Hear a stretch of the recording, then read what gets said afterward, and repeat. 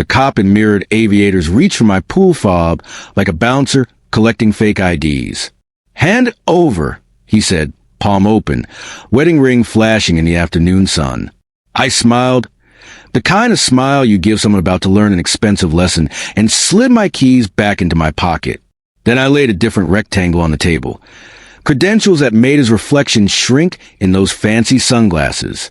"Per federal directive," I said quietly, "you're about to stop pretending the HOA is a police precinct." His hand froze midair.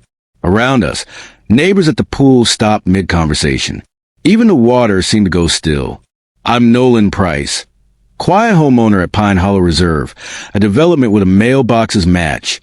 The grass height is regulated to quarter-inch, and rumors multiply faster than weeds in summer. I keep mostly to myself. Morning runs around the neighborhood loop. Evenings with a paperback on the back patio. Weekends fixing a beat-up 92 Jeep in the garage that probably violates 6 different HOA codes. I bought the house 8 months ago, paid cash, and signed the HOA documents without reading them because I figured I'd be a model neighbor. How hard could it be? Enter Tiffany Crow, HOA president, self-appointed guardian of suburban order, owner of an impressive collection of power suits despite never leaving the neighborhood.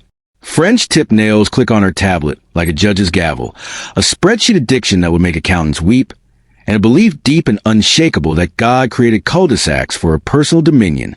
She's the kind of person who times how long your garage door stays open and whether it exceeds a permitted duration.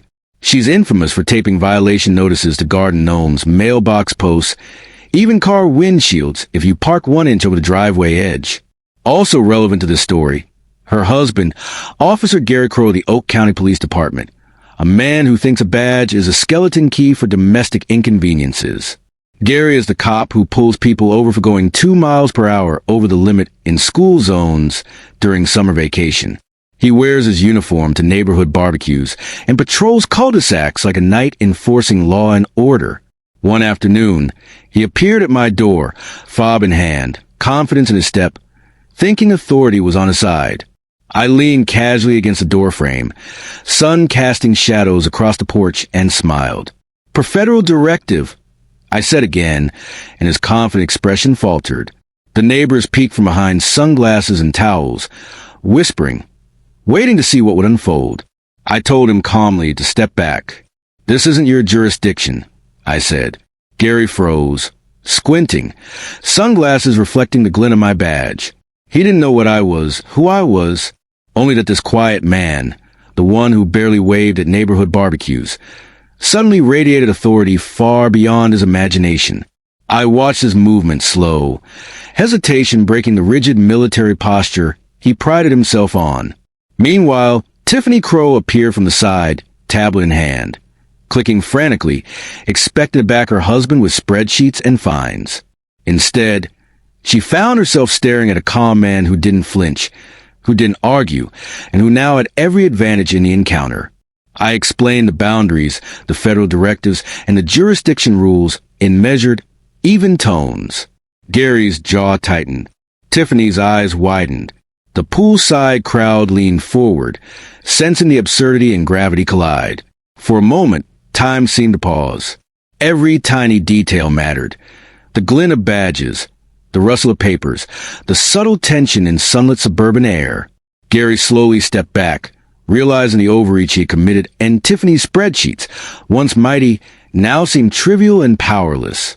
The confrontation ended as abruptly as it began, leaving me, the quiet homeowner, standing victorious.